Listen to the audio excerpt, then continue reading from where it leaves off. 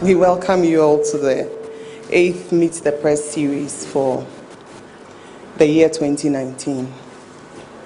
As part of the mandate of the Ministry of Information, we do disseminate and help create access to the reliable, authentic, and accurate information.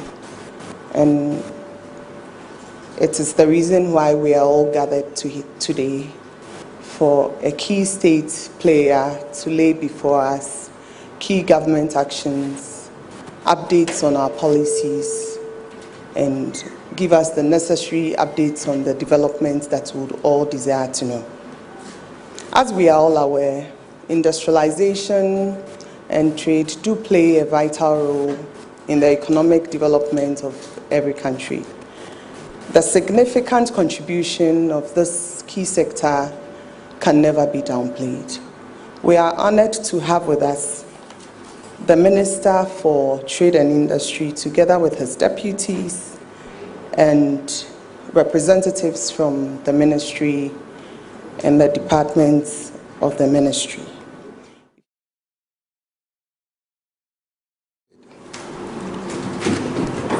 Trade and industry are two sides of the same coin. And I'm not aware of any country in the world that has achieved superlative growth which has not been anchored on either the trade or the industrial sector. None.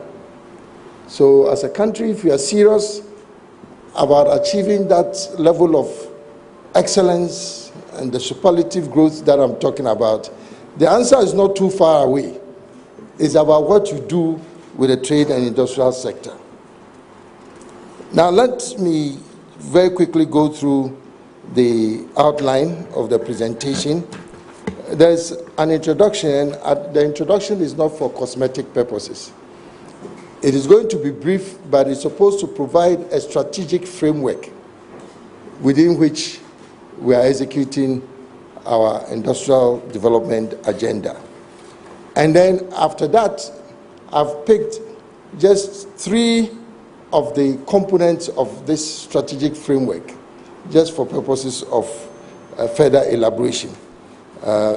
Maybe you should invite me for another series where I'll go through all the rest of the pillars. I think that would be very important. But be that as it may, let me start first by articulating the vision that we have in the ministry. Our vision is to make Ghana the new manufacturing hub of Africa. And within this context, the ministry is implementing a comprehensive and integrated program of industrial transformation, which arguably, and I'm choosing my words carefully, is the most comprehensive program for industrial transformation since independence. I recognize that during the first regime that a lot was done by way of industrial activity. But if we examine the substance and the content of what we are doing now, I think you would agree with me that this is the most comprehensive industrial program since independence. And this transformation program is anchored on 10 pillars. And it's aimed at 2 things: economic growth and 3 things: economic growth, economic diversification, and then job creation. Now, the 10-point plan for industrial transformation is composed of the following. the famous one district, one factory initiative. And interestingly, I think I was in India about maybe a year ago, and India was now talking about one district, one factory. So for once, the big boys are also copying from us. So that's the first component. And this is meant to promote rural industrialization and add value to the natural resource endowment of each district. If you look at the industrial landscape of our country, everything is either in Tema, Accra, and to a very limited extent in maybe Kumasi. But how can you industrialize when the scope of your activity is so skewed? I don't think that qualifies, a country to become industrialized. So it is a very deliberate program to decentralize industrialization and to bring industry to the doorstep of the average Ghanaian. So it's not a political gimmick. And when Angela Merkel, the Chancellor of Germany, when she visited, she wanted to know how she could participate in the One District, One Factory initiative. The United States of America, Secretary Ross, that's my counterpart, the first thing that he talked about in terms of trade and investment relations with Ghana is they want to be part of the One District, One Factory program. And that is why the U.S. Exim Bank, as I'm sure you are aware, has recently underwritten a $300 million facility from U.S. Exim to support the export of machinery and equipment from the United States. So that's the One District, One Factory. The second one is the National Industrial Revitalization Program. What this is meant to do is to provide financial, technical, and other services for local companies that are distressed, but which are deemed to be potentially viable. To set up new factories, that's a great idea. But you have to recognize that there are existing factories, existing companies. These are low-hanging fruits. And once you aim at starting new ones, what do you do about the existing ones? As long as they are not pathologically dead and they can be resurrected, I think, in fact, that is your starting point. And these are local companies. So this is very important for us. Then the third is the strategic anchor industrial initiatives. This is developing new growth poles for economic diversification. It is an indictment on all of us as Ghanaians that for over a century, we have not been able to think beyond cocoa and gold. It's amazing. So if people in Europe and on the continent stop eating chocolates, what happens to our cocoa industry? And there's so much potential as to how we've not been able to identify any other growth pillars for our economy. It's amazing. But this time it's going to happen. And that is the value of these new strategic anchor initiatives. Number 4, one region, one park. All this miracle about Asia and the Asian tigers, the key, one of the critical components of the transformation of Asia was the establishment of industrial parks. Because what you do with an industrial park is that you create an enclave, provide an ecosystem that allows companies to survive. You don't want investors going around looking for land and land which is under litigation. So once you have an industrial enclave, then it's a ready-to-go enclave for companies to locate. And under this program, government is supporting the private sector, and I'm choosing my words very carefully. When you talk about government supporting private sector, people want to transform that. Government says they will do this. So please note my words very carefully. We are supporting the private sector to develop these industrial parks and special economic zones, one for each region of our country. The fifth one is the development of small and medium enterprises. The SME sector is the backbone of every economy. Even in Germany, 85 to 90% of the companies are SMEs. Facebook, Uber, they all started as SMEs. And if you go to into their financial statements, you would appreciate that you start small, but then you can grow big. So SMEs are still very important for us. And the institutional support that you need to make SMEs grow is probably what has been lacking in this country.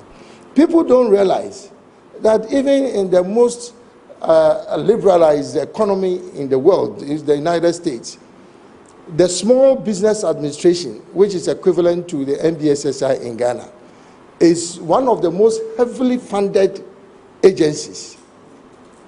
The agency that supports small and medium enterprises in the United States is one of the most heavily funded agencies, and is one of the few public sector agencies that has a head reported directly to the president. So you can see how important it is. I'm watching Kosi. Maybe now that I started talking about this, maybe why can't I also report to the president? It doesn't work like that. You have to crawl before you get to that. Yes. So SMEs are very important. The sixth component is what we call industrial subcontracting. If you go to Japan, 90 to 95% of all commercial transactions are done through subcontracting. That's large companies subcontracting to small companies. So that's how you integrate SMEs into the value chain in the whole economy. KFC, those of you who like KFC, you know that KFC literally has to import every single piece of chicken into this country. Every single piece of chicken. It is not as if they do not want to buy local chicken. But unless you develop the capacity to supply in terms of consistency of supply and the quality, consistency of quality, as the Americans will say, it ain't gonna happen. He's not going to predicate the success of his company just on the platform of we want local participation. And so it is not going to happen by chance. Government has to have a deliberate policy of growing these SMEs to fit into the supply chain of large companies. So this is beyond one district, one factory. It has nothing to do with one region, one pack. That subcontracting program alone can even transform this country. And that is why it's a major part of what we are doing. Then the seventh one is export development. This is the only country where you want to stabilize your currency and you don't want to hear about exports.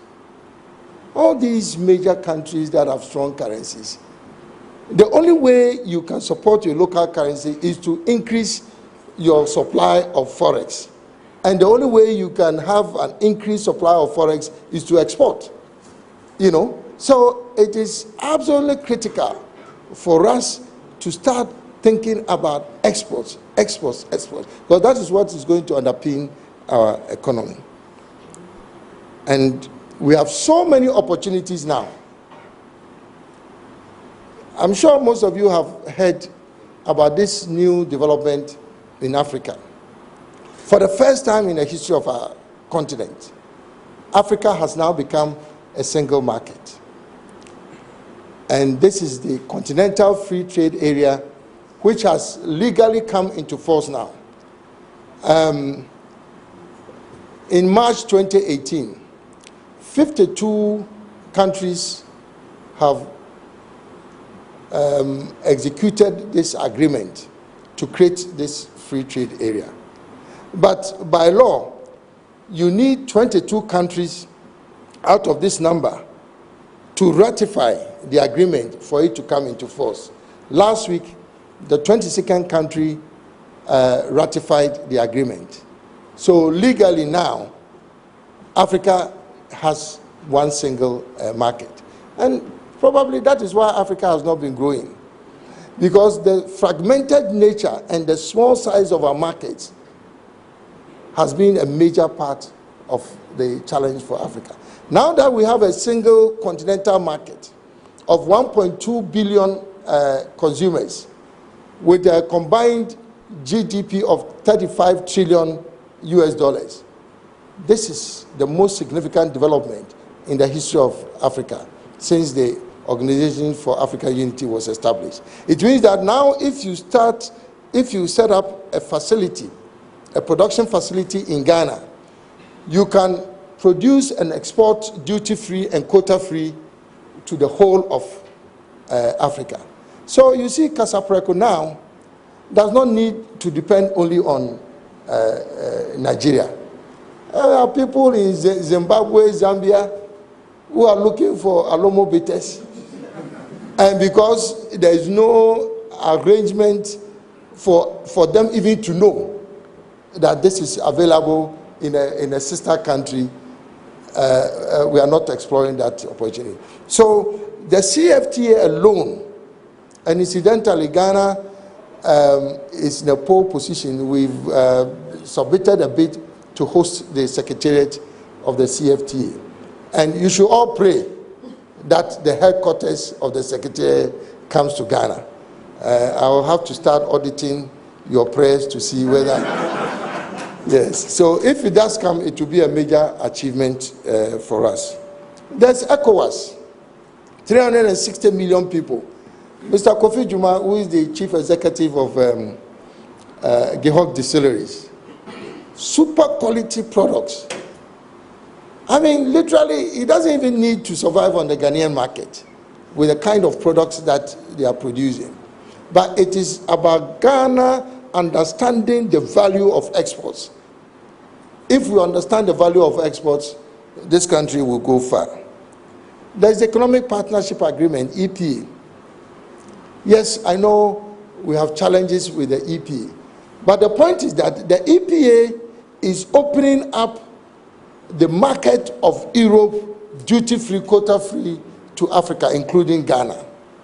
So you can imagine, if we took advantage of the European market, of course it will not happen by chance. You have to have the right product at the right price and to supply at the right time.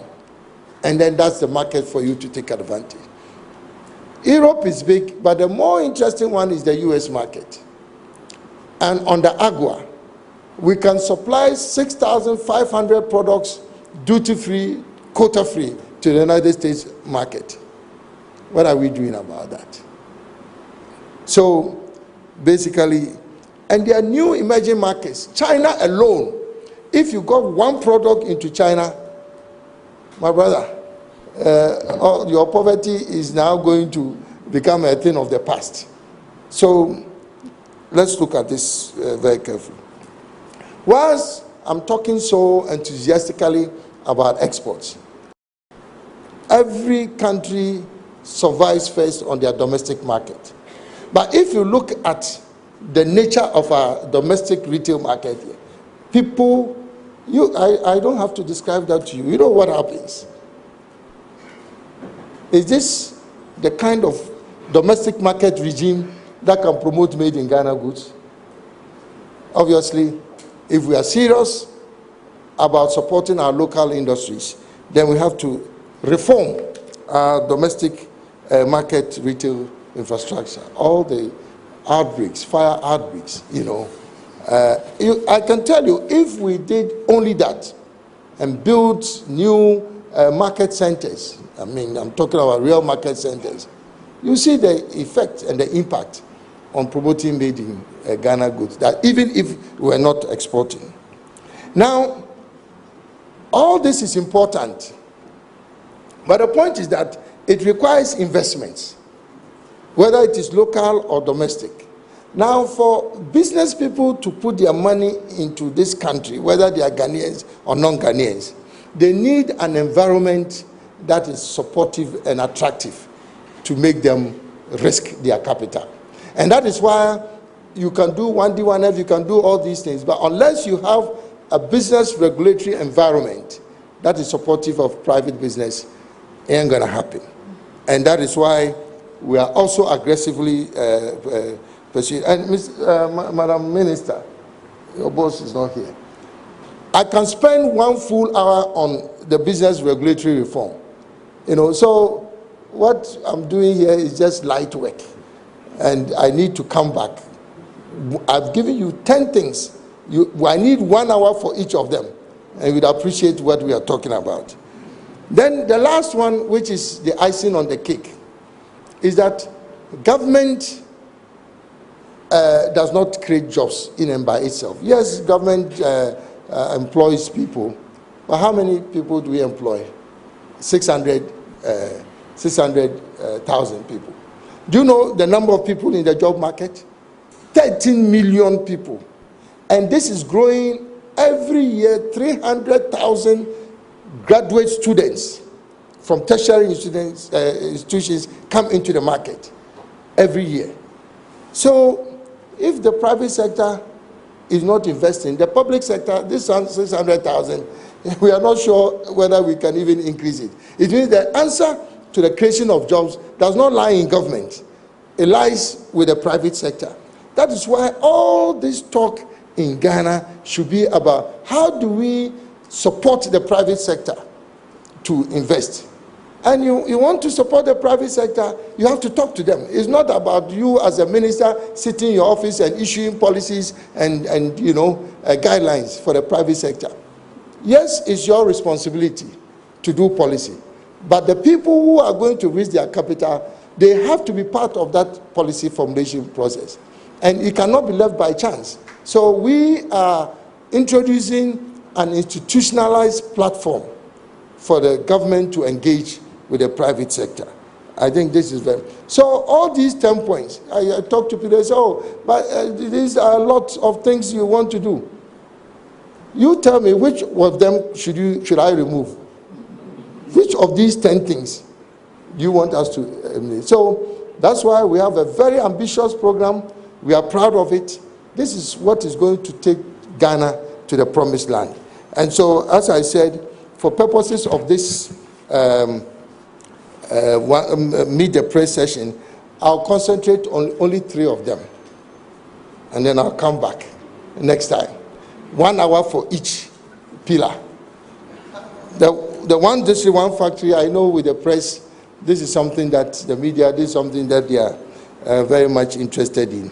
As I said, it's a major part of our program, and it is supposed to support the establishment of at least one industrial enterprise in each of the 260 districts. But, there are a lot of misconceptions about this one district, one factory, and I want to use this opportunity to clarify some of them. Number one, this is not about government setting up state enterprises. Please.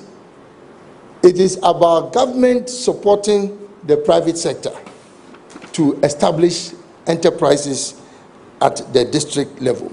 It is private sector led but facilitated by government.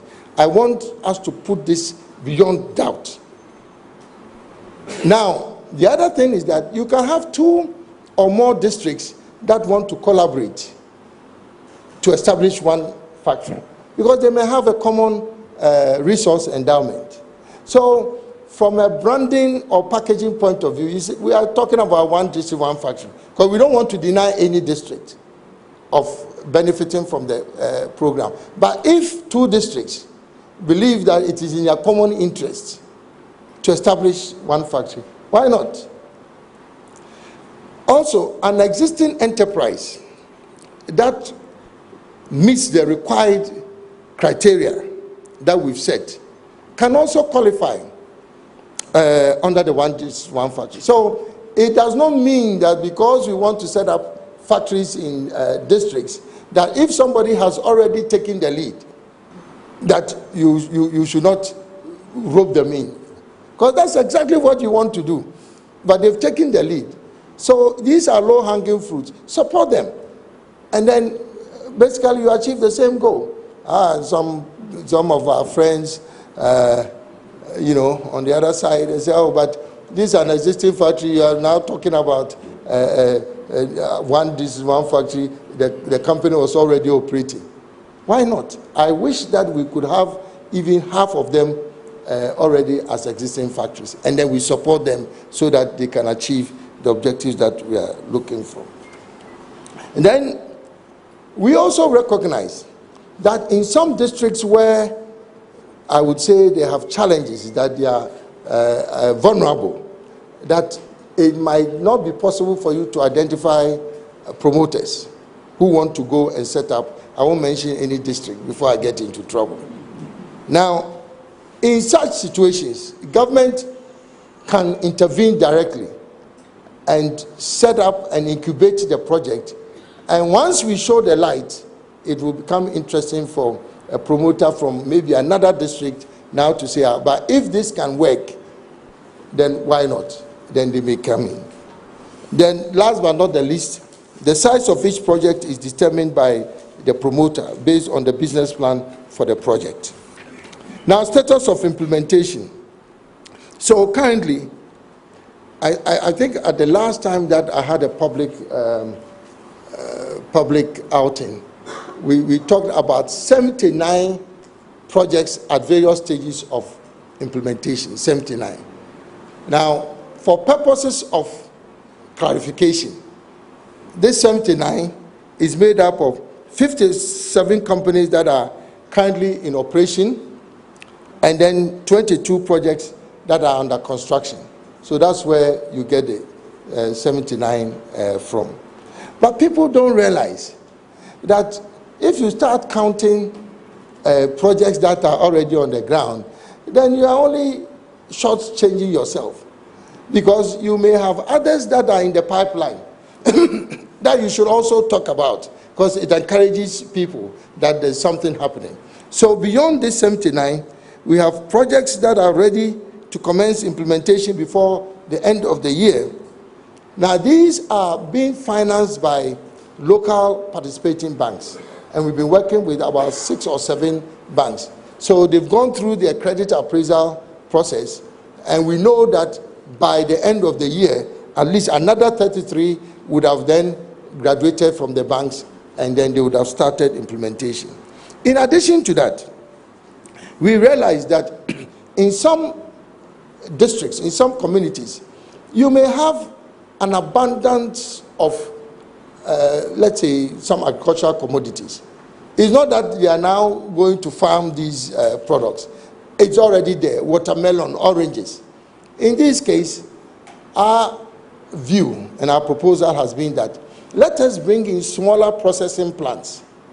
Now, these smaller processing plants at least can reduce the post-harvest losses and mop up some of the existing raw material so that you don't need to go and start actually developing plantations. So under this category, we have 56 projects that are ready to commence implementation before the end of the year 2019. But the interesting thing is that we don't want to leave the youth of this country out of this 1D, 1F program. So under this particular component, what we've said is that we want the youth not only to be working for business promoters as employees, we want them also to become owners of these 1D, 1F enterprises. And to start them off, each of these 56 districts, we are going to put together groups of tertiary graduates, maybe 50 of them in a particular group, and we are going to corporatize them. We create a company for them, and then they will have a grant to buy the processing equipment which they will use in processing for the particular. So already it means that in each of these groups you have groups of youth who are roaming about, nothing doing, who will now own their own factory, and then basically from there they can start doing bigger things. At least $200,000 for each of these processing plants. That's not a bad start, is it? So I think the youth will become mainstream participants. Then in addition to that, we also realize that there are farmers. You go into some communities, they are producing rice. Now, if there are no processing facilities, it means that basically they are handicapped. So we are setting up what we call common user processing facilities. This is being financed by ADB, the African Development Bank. So these farmers, like the graduates, are now also going to own these processing plants. So you bring them together, and then they will now become the owners of the processing plant. But this will be much bigger, $2 million plus for the group of farmers. So it is not about farmers just supplying raw material or becoming employees. They are now actually also going to become owners of these companies. And then there's a last category. I think we've talked about this before. We've been working with some major Chinese banks who have already earmarked $400 million to support one factory projects. But these are large-scale flagship projects. So we have small, we have medium, and we have large scale. And already we are targeting 22 of these large-scale projects financed by the Chinese. But by the end of the year, 8 of them would have at least started implementation. Now, let me do this, otherwise I might take the whole day here. Now, 1D, 1F projects that are new, excuse me, that's not due, you know. So, you remember I said if you're an existing company, you can still participate in the 1D1 factory. So, 1DF, out of the 181, 1D, 1F companies that were already in existence, that's 52. And those that are new, that's their new creation, that's 129. So that's how you get your total. Then very quickly, we have, I hope it's coming. Yes. So 1D, 1F projects by region and by districts. You can see the comparison. Please, this is not a league table. Don't start reading into it. I mean, but this one is 43. Why am I? Yeah. Go and find promoters that will be interested in working with you in your districts. So this is not about government dictating anything. We are just capturing the results of what we are seeing on the ground. I think if you see it in a bar chart form, it's even more interesting. So you find that the blue bar indicates the number of districts in that region. So you have Ashanti, and then you can see 23 districts out of the 43 are already involved in the project. So you would find that, let's say OT being a new region, you can see that they have 8 districts, and then so far it's only 1, and so on and so forth. I think this also gives you a good graphic representation of what is. Now, these 1D1F projects come from different sectors. So here also we have sectoral distribution. You can see that agro-processing, understandably so, it's 56%. And then the next largest piece, it's primary agriculture, 22%. And we are pleased with that, because that is the linkage between the primary agriculture and then the processing. So very soon, the 22, some of them will move into the agro-processing because they would have had factories. And then you find that there are other sectors. Now, people always ask, yes, this is private sector led, but government facilitated. What is government actually doing to support them? I know this question always comes back. Number 1, facilitation of access to credit. As a government, we know that Mr. A has not told us that he wants to build a factory in Bunkugu. You, as a government, you want to spread industrialization. So you have to be able to provide some incentives. And one of it is we facilitate access to credit. So we work with a number of banks, and we are advocates for these companies to provide credit, not only from local banks, but international financial institutions. There's also an interest rate subsidy. We know that the cost of capital is still very high in Ghana. And so currently what we've been able to negotiate with government funding support, is that 1D1F companies would enjoy a subsidy that would effectively deliver credit to them at not more than 10%, 10% per annum, as against the 25%. Isn't that a material benefit? It's not? It is, yes. Now, apart from that also, there are tax and non-tax incentives. And this is government, you know, there's a cost to incentives. So when government is providing all these incentives, I think it is fair that we acknowledge that this is government supporting the private sector. And I'll show you one slide which lists out all these tax incentives. And then also, interestingly, every 1D1F company is assigned 2 consultants, very experienced people, one to help you with the operational management and the other one with the financial management. So as soon as you become accredited, you have 2 consultants, experienced people who are almost like an extension of your staff, and they work with you right from the beginning until you decide that, look, now you have weaned yourself and you don't need the support of those consultants. So that's also a material support. Very quickly, the tax and non-tax incentives. This has been approved by Cabinet, and also on last Friday it's been approved by Parliament. So corporate tax, 5 years tax holiday. 1D1F companies would enjoy exemption from import duties, taxes, and local levies on equipment, machinery, and parts. The same exemptions for all raw materials that are imported by 1D1F companies. And then you have exemptions from payment of withholding taxes. What better testimony can we have of government's commitment to make this work than having these incentives? You know. So if you are serious and you are a businessman, or not even a businessman, you want to join the one, these are incentives that would make your project viable right from the start. Now we go beyond these tax incentives.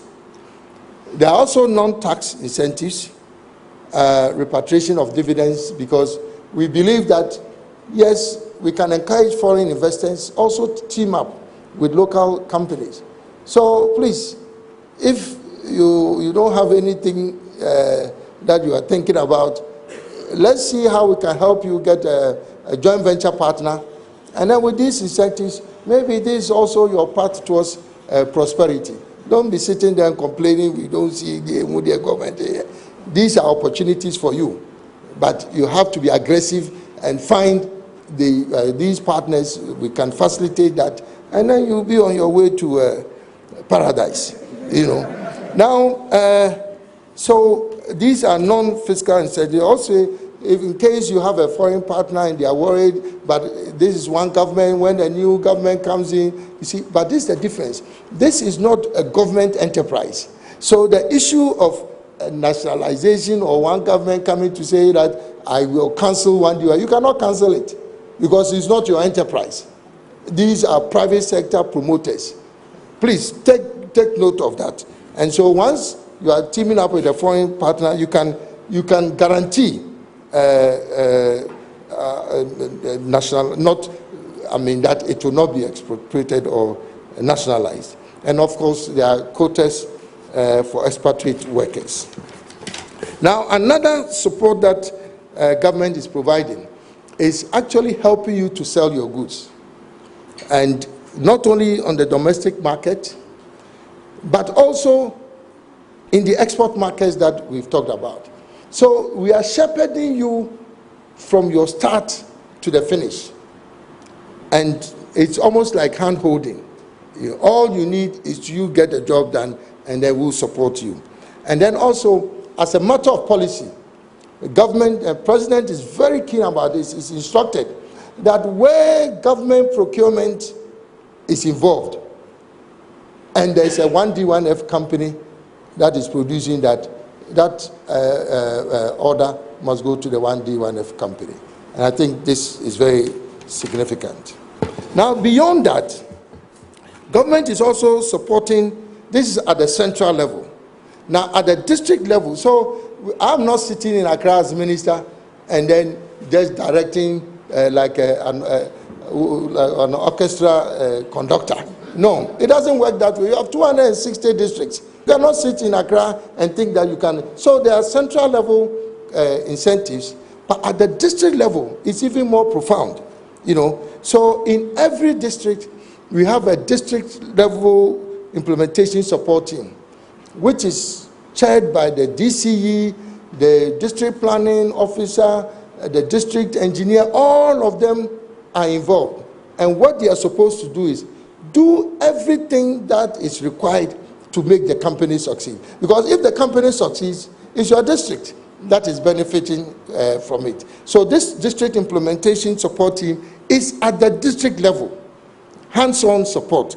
And part of what they are supposed to do is facilitate access to land, energy, roads. So if District A has a company, then in your annual district economic development plan, if you know that your company needs an access road, you have to program for it in your budget.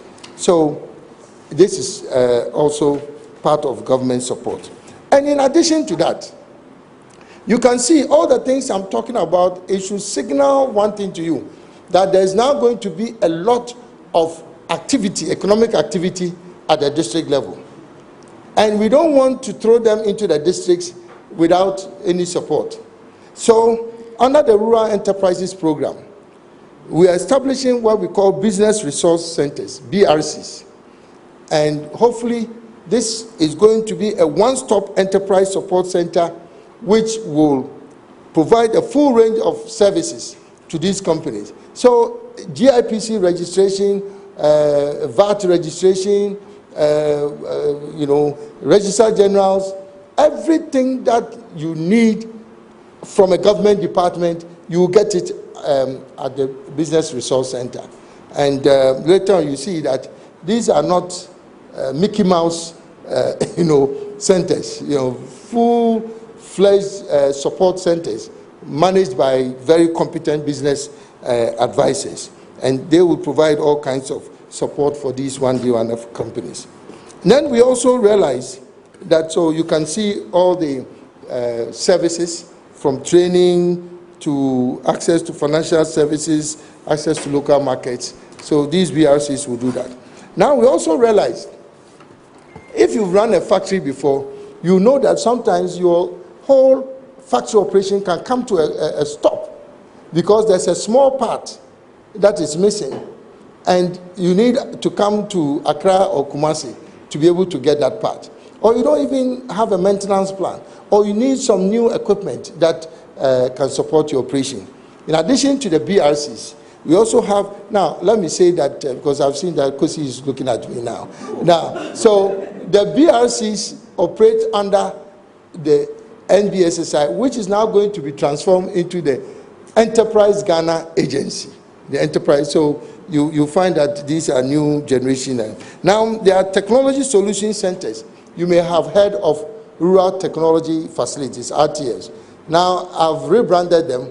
These are going to be technology solution centers. So whilst the BRCs are supporting the companies on the business side, the technology solution centers are supporting them on the technology side, you know, and it's very, very important, you know. So current status, we have 30, there are a lot of things happening in this country, but the point is not just to be talking.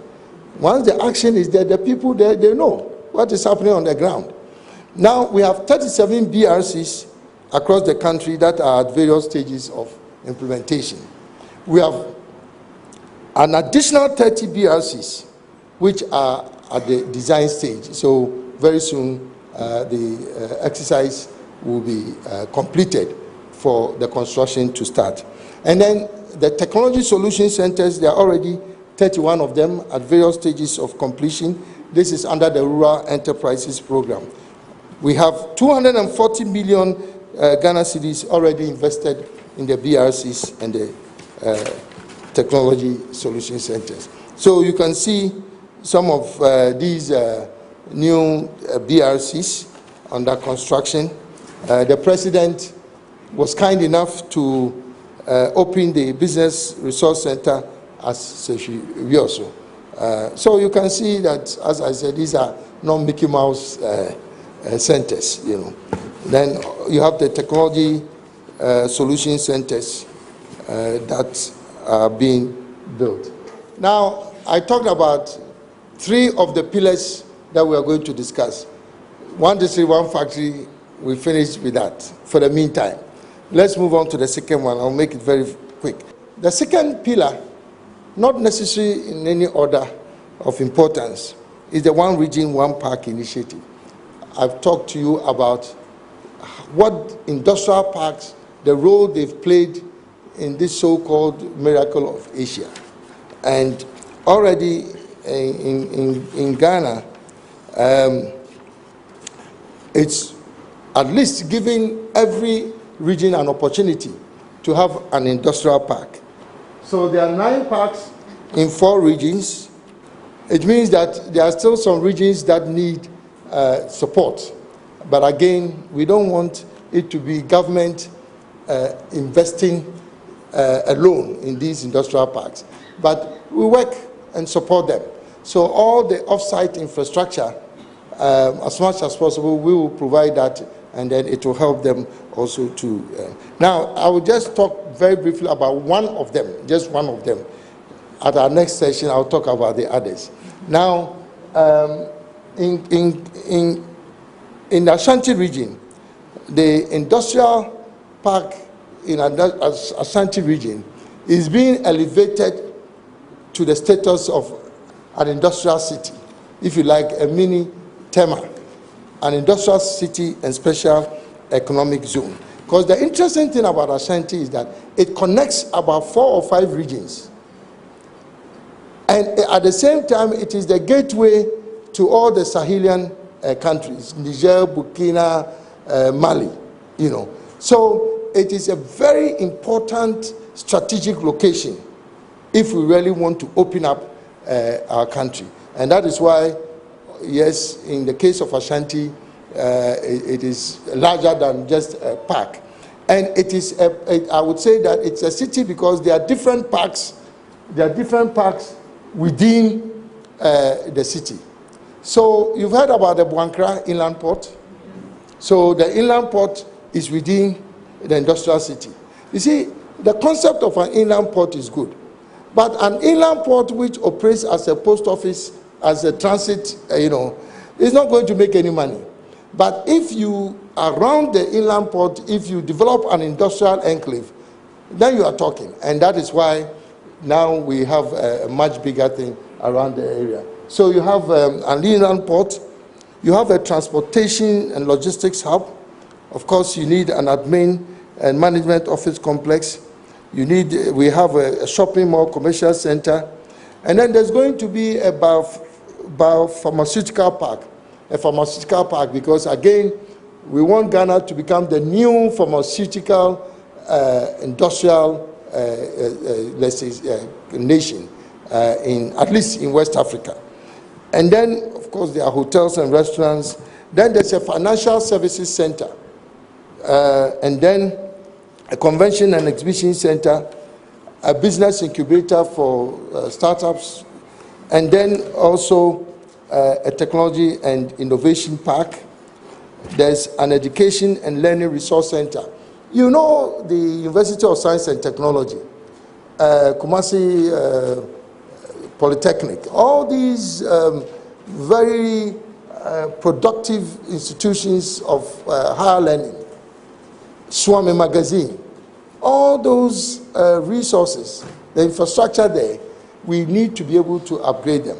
And so you have, as part of the city, you have the education and learning center. Then, of course, you need a residential enclave, then leisure and entertainment park, an eco village, because this is a new settlement where the number of people who are co-locating there, I mean, obviously you have to be able to provide that. There's the food and beverage manufacturing. Already, Accra Brewery is going to establish one of their biggest plants in West Africa, or even without groundbreaking, already they've made a commitment. So this is not just talking about a dream of, having that industrial park. So that's food and beverage. Then the auto manufacturing park within that city. And then we have a furniture city. I mean, those of you understand that Ashanti region has that resource of lumber and wood. This is the right. So by the time now you go to the furniture city, you will see a real enclave, of high quality furniture. And then mineral processing, gold. That is really where the anchor is. So you have a gold city. And then aeronautical maintenance center. I'm sure we'll be competing with some other region, maybe Accra, Greater Accra, but we'll see how it goes. Because it's all one country, and we want to be able to spread. Yeah. Then machinery and equipment manufacturing. You're talking about every district having one enterprise, industrial enterprise. Why do you want to import all the machinery, even from boilers to packaging equipment and things like that? So here we will be able to produce some of the machinery and equipment. And then last but not the least, the steel factories in Ghana, they are all located in Tema. They are all located in Tema. So there will be one or two there, and then we are also hoping that we'll compete, this will compete with other regions for an aluminium refinery in the center. So this was just to give you one example of the one region, one park. So you can see that a lot is happening. There's a graphic representation of that. And the interesting thing is that even the new regions, and people have to be active, because this is not just government creating it. It is private sector then supported by government. So, Kofi, I know OT is close to your heart, so you better sit up. The third one, then I'll bring my presentation to a close, is these strategic anchor industries.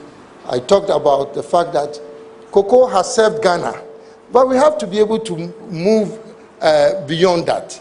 So we've identified a number of strategic anchor industries. The evidence is clear. Integrated bauxite and aluminium industry. I'm sure you're aware that government has already established an authority to provide strategic guidance for the development of this. Iron and steel, again, this is in Parliament, another authority to guide the development of the iron and steel industry. Then the petrochemical industry. Right now, we are just exporting our oil and gas. And this is the problem with Africa. We can get 10 times the value of what we are getting from oil and gas now if we develop the downstream petrochemical industry. That's where the plastics come from, bitumen, fertilizer, all these things. So if you have aluminium and you have steel and you have plastics, this is the beginning of a real vibrant construction industry. Then you have the vehicle and automotive industry, pharmaceuticals, industrial chemicals. This country has about 3 million tons of industrial salt that we can mine. It's called white gold. You'll be surprised that we are mining less than 300, even 300,000 is overstated, less than 200,000 tons out of the three. And every single grain of industrial salt that you produce, Nigeria alone can consume it, because now they have to bring industrial salt from Brazil to feed their petrochemical industry. And even for our own petrochemical industry, if you have industrial salt, basically you don't have a problem with market. And also, people don't realize that caustic soda, it also comes from, on all the chloroalkaline industries, all the chemical industries, a lot of them come out of industrial salt. Then garment and textiles, $1 billion industry. And already Ghana has a lot of potential. I mean, maybe one day we'll go on an industrial site visit to one of these companies. It employs at least 1,500 people, and they are exporting to Agua. We want to replicate this, and have many more, particularly for the women, so garment and textiles. Then vegetable oils and fats, oil palm, not only oil palm, but including oil palm. You know that Malaysia earns almost $16 billion to $20 billion from oil palm and its derivatives. Only oil palm. We taught Malaysia how to cultivate oil palm. Now we are doing palm nut soup. We are doing this, but we have to move beyond palm nut soup, and then make sure that, because you see, palm oil is one of the most widely used industrial chemicals. It goes into cosmetics. It goes into so many things. Food and beverage preparations. Industrial starch, the same thing. I think I'm speaking to the converted. You know what industrial starch can do. Right now, the demand for industrial starch that's from cassava in China alone can transform at least half of our rural districts. And what does it take to grow cassava? So that's another growth pillar for us. And last but not the least, I've talked about it, machinery and equipment manufacturing. So I close just by giving you one example, as always, of what we are doing on the strategic anchor industries. You already know, even without spending even one cedi, just by the policy signaling that has come from government, first time record in Africa, all the major automobile companies are already negotiating to establish their presence in Ghana. So it is not just talk. Toyota, Volkswagen, Renault, Nissan, Suzuki, Sinotruk. So what better testimony can we have about where this country is heading to? If you have all these companies, and by the end of June, they'll present their investment plans. And I'm sure you are also aware that Cabinet has approved a new policy for the auto industry. It is because of the quality of our policy that they are all coming. And so this is not talk. And you can see, when executives take photograph with the president, then you know that it is not a fly-by-night activity. Friends from the media. The primary goal underpinning all that I've been talking about, industrial transformation, is to do two things. First, to produce locally, to replace or compete with imports. Those of you who have done basic economics. When we started talking about import substitution and that nobody wants to hear about it, I'll listen to the narrative even in the United States. You want to be able to produce so that you reduce your own forex expenditure on imports. And beyond that is also to expand our exports to these markets, ECOWAS, the whole continent, CFTA, the EU, US, Asia markets, and I believe that once we are able to do this, the benefits are imaginable. Number one, you create decent jobs, primarily in our rural community. If things are happening in the rural areas, nobody will rush to come to Accra. To come and do what? It will add value to our natural resources. We'll diversify the economy. We'll increase our export revenue. We'll reduce our foreign exchange expenditure on imports. We'll stabilize and strengthen our local currency. We would expand our GDP and enhance economic growth. We'll move Ghana beyond aid and create wealth and prosperity in Ghana for Ghanaians. I thank you for your attention.